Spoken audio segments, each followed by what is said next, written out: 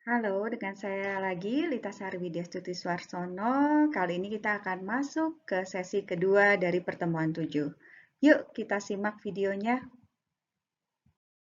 Bila dalam sesi sebelumnya kita membahas bagaimana vertikal dan horizontal information dibutuhkan dalam desain organisasi. Yang pertama, vertikal itu dibutuhkan ketika memberikan informasi dari atas top level, kemudian pada level-level di bawahnya, bagaimana juga level bawah melaporkan pekerjaan pada level-level di atasnya. Sedangkan ketika kita bicara tentang horizontal, kita bicara bagaimana kolaborasi dan koordinasi antar individu dan antar departemen yang ada dalam organisasi. Maka pada pertemuan kali ini kita akan membahas salah satu perspektif di dalam desain organisasi, yaitu vertical information. Nah, tapi sebelumnya kita akan berbicara dulu tentang sentralisasi dan desentralisasi. Ini juga kita sudah bahas di pertemuan sebelumnya, pertemuan 6. Ini adalah tentang bagaimana keputusan diambil dalam sebuah perusahaan. Nah, terus kemudian apa hubungannya ya dengan vertical dan horizontal information system atau information sharing? Nah, kita akan bahas di slide berikutnya. Sebelumnya saya coba ulang kembali apa itu sentralisasi dan desentralisasi. Sentralisasi dan desentralisasi ini kita bicara tentang bagaimana sih atau di level mana sih sebenarnya pengambilan keputusan diambil. Kalau lebih banyak dilakukan di level atas atau di top organization atau biasanya disebut top level management, maka disebut sentralisasi. Sebaliknya, kalau keputusan lebih banyak diambil di level yang lebih bawah, maka disebut dengan desentralisasi. Kita bisa pakai analogi berikut. Contohnya pada gambar ini di sini ada sebuah titik besar, di sini ada lingkaran yang lebih besar, ini menandakan sebagai top level management. Di mana di sini anak buah yang ada di bawahnya itu melapor semua ke tengah atau ke top level management. Berbeda dengan gambar di sebelahnya, di sini bisa dilihat bahwa sebelum ke top level management, di bawahnya ada level-level yang lebih rendah. Nah, disinilah keputusan-keputusan diambil. Nah, ini yang disebut dengan desentralisasi. Terkait dengan sentralisasi dan desentralisasi atau pengambilan keputusan lebih sentralisasi atau desentralisasi dan juga hubungannya dengan vertikal dan horizontal, ini sebenarnya kita bisa jelaskan pada gambar berikut ini. Di sini bisa kita lihat bahwa apabila tujuan dari organisasi itu lebih pada efisiensi, maka informasi vertikal itu lebih sesuai. Atau kita pernah belajar di pertemuan sebelumnya, lebih cocok menggunakan struktur yang lebih ke arah mekanistik. Sedangkan kalau misalnya eh, tujuan organisasi itu lebih banyak didesain untuk pembelajaran, maka strukturnya akan lebih cocok pada struktur organik. Di sana, horizontal information akan lebih banyak ditemukan. Nah, secara umum seperti ini, ketika kita mengatakan bahwa vertikal itu lebih dominan, maka work specialization-nya juga menjadi tinggi atau specialist tasks. Terus kemudian hierarkinya menjadi strict dengan banyak aturan. Ini mungkin kita sudah belajar sebelumnya tentang formalisasi. Formalisasinya di sini tinggi. Terus kemudian uh, vertical communication dan reporting sistemnya di sini juga jelas, clear. Chain of command-nya biasanya di sini jelas siapa harus melapor pada siapa. Terus kemudian sedikit tim, task force, atau integrator. Apa ini nanti akan kita jelaskan berikutnya. Dan nah di sini keputusan memang lebih banyak diambil secara centralized. Seperti itu.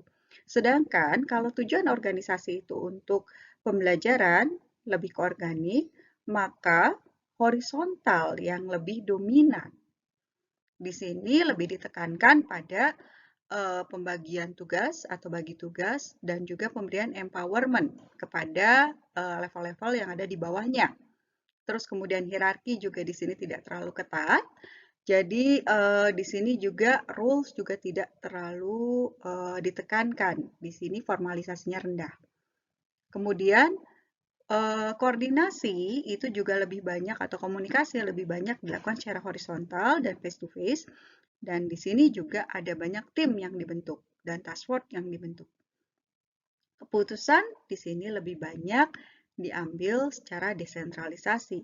Jadi kalau kita bilang uh, untuk uh, untuk yang memang dominan vertikal informasinya dan strukturnya di sini lebih banyak lebih dominan vertikal, memang keputusan lebih banyak di top manajemen. Sedangkan untuk yang horizontal, uh, maka lebih banyak desentralisasi. Seperti itu.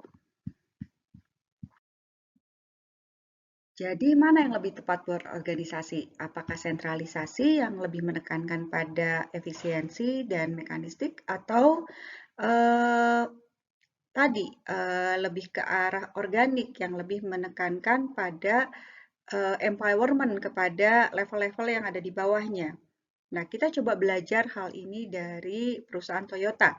Kalau kita kenal, Toyota ini adalah perusahaan yang kalau misalnya di Jepangnya sendiri, ini lebih banyak menggunakan atau lebih cenderung pada mekanistik, di mana keputusan itu banyak di level atas. Seperti itu. Nah, tapi ternyata Toyota sendiri ini tidak selamanya seperti itu. Nah, ini terlihat dari bagaimana pengembangan Toyota Avalon. Kalau misalnya rekan-rekan pernah dengar, Toyota Avalon ini pertama kali muncul 1994. Mobil ini menjalani debutnya dalam pameran Chicago Auto Show sebagai model tahun 1995. Nah, versi baru dari Avalon ini tidak dilakukan oleh engineer dari Jepang. Ini berbeda sekali dengan budaya Toyota yang semuanya itu untuk engineeringnya prosesnya itu adalah di Jepang. Nah, untuk Toyota Avalon ini sendiri, ini didesain dan direkayasa di Michigan, di Amerika Serikat. Jadi bukan di Jepang. Bahkan yang pihak Toyota yang ada di Michigan mengatakan bahwa kita tidak perlu mendatangkan engineer dari Jepang, tapi kami membuildnya sendiri di sini. Nah, kemudian di sini menunjukkan bahwa Toyota even melakukan yang namanya desentralisasi, bukan hanya sentralisasi. Jadi memang kalau dilihat di sini, perusahaan ini tidak selamanya kalau sentralisasi akan terus melakukan sentralisasi, sebaliknya juga yang namanya desentralisasi itu tidak selamanya sesuai untuk semua organisasi. Kita bisa belajar bahwa semakin besar organisasi, kalau misalnya lebih banyak desentralisasi, ini juga akan menyulitkan proses koordinasinya. Seperti itu. Nah, ini belajar dari Toyota Avalon. Dari sini kita belajar bahwa pada dasarnya, sebagai di dalam sebuah organisasi, manajer harus selalu mencari mana sih sebenarnya kombinasi yang tepat dari vertical control dan juga horizontal collaboration. Jadi kalau kita lihat di sini vertikal ini lebih melihat bagaimana kontrol dari atas ke bawahnya, dan sedangkan horizontal itu adalah bagaimana kolaborasi antar departemen. Sehingga mereka dapat menyesuaikan diri dengan situasi yang ada atau terjadi. Nah, ini yang bisa dilihat dari Toyota, meskipun mereka punya strong tradition sentralisasi, tapi melihat kebutuhan, karena ini juga mungkin pernah ada yang tahu bagaimana banyak perusahaan Toyota yang ditarik karena masalah gasnya, jadi pedalnya itu ada yang bermasalah. Nah, ini kemudian mereka melakukan desentralisasi yang di Amerika ini membuat mobil dengan engineer sendiri. Mereka menunjukkan bahwa Memang tidak selamanya sentralisasi itu baik. Di sini juga butuh desentralisasi. Nah, sebaliknya desentralisasi juga bukan selalu merupakan jawaban.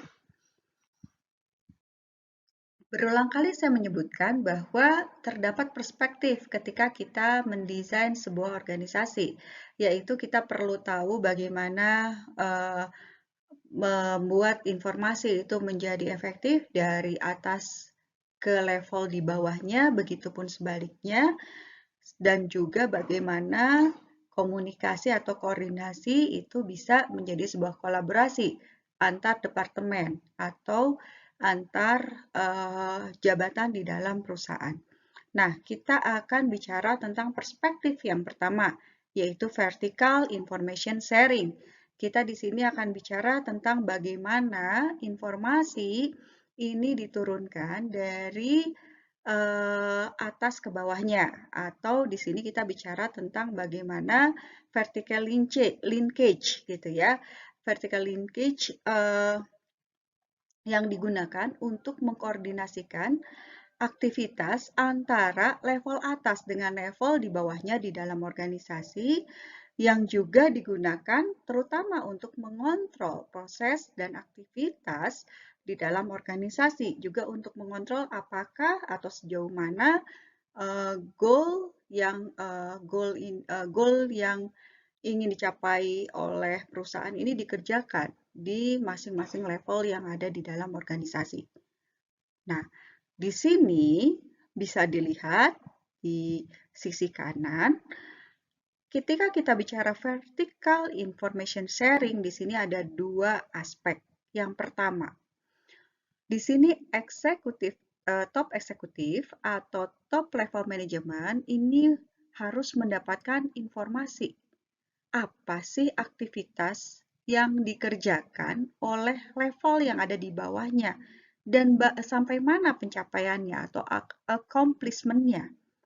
Nah, ini perlu jelas sehingga di dalam vertical information sharing di sini perlu dijelaskan kaitan siapa yang ada di level atas, kemudian siapa yang ada di level bawahnya. Nah, sehingga level yang ada di atas ini bisa mengontrol level yang ada di bawahnya. Gitu ya, tentang aktivitas dan pencapaian yang sudah dilakukan. Nah, sebaliknya, di sini employee atau pegawai yang ada di bawahnya, dia juga harus melaporkan pekerjaan yang sudah dilakukan ke level atasnya. Jadi di sini dua sisi. Jadi baik atas maupun bawah di sini punya kepentingan dalam vertical information sharing. Nah, inilah yang harus jelas di dalam struktur organisasi.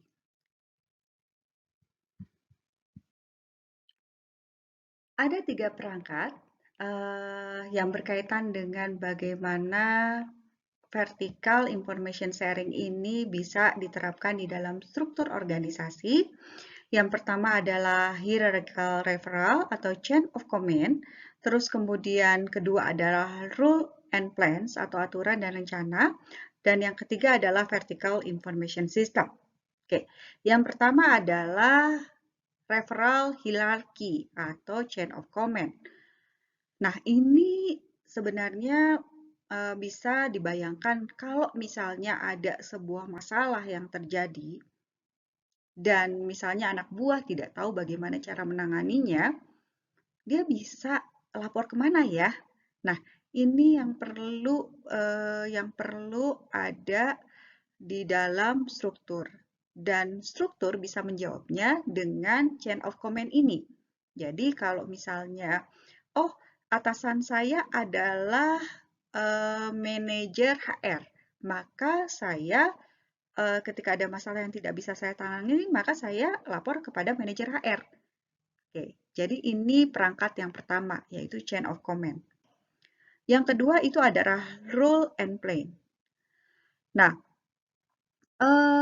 sebenarnya tidak semua masalah itu harus dilaporkan ke level yang lebih atas. Nah, untuk permasalahan yang kerap kali terjadi, ini kita cukup melihat pada rules yang sudah ada atau misalnya SOP yang sudah ada. Nah, di sini prosedur aturan yang sudah dibangun atau sudah dibuat ini membantu anak buah ini ketika ada permasalahan melihat pada SOP yang ada sehingga tidak setiap saat harus menanyakan pada atasannya. Dan ini akan membuat waktu pengerjaan itu menjadi lebih efisien. Seperti itu. Nah, yang ketiga itu adalah vertical information system. Nah, biasanya di perusahaan ini seringkali yang namanya bawahan itu memberikan laporan pada atasan tentang apa yang sudah dikerjakan secara periodik. Biasanya tertulis atau tidak tertulis dalam bentuk rapat. Nah, inilah yang disebut dengan vertical information system. Ketika misalnya di rapat-rapat, di sana para manajer misalnya melaporkan bagaimana pencapaiannya kepada level di atasnya. Nah, bisa juga dengan laporan bulanan, laporan mingguan, atau laporan tahunan. Nah, ini juga bisa lebih canggih lagi kalau misalnya di dalam computer base. Jadi nanti atasan melihat misalnya dashboard yang ada di dalam perusahaan tersebut berdasarkan laporan-laporan dari level-level di bawahnya. Nah, ini adalah perangkat-perangkat yang biasa digunakan tadi untuk membuat proses komunikasi atau aliran informasi dari bawah ke atas maupun dari atas ke bawah itu menjadi lancar. Seperti itu.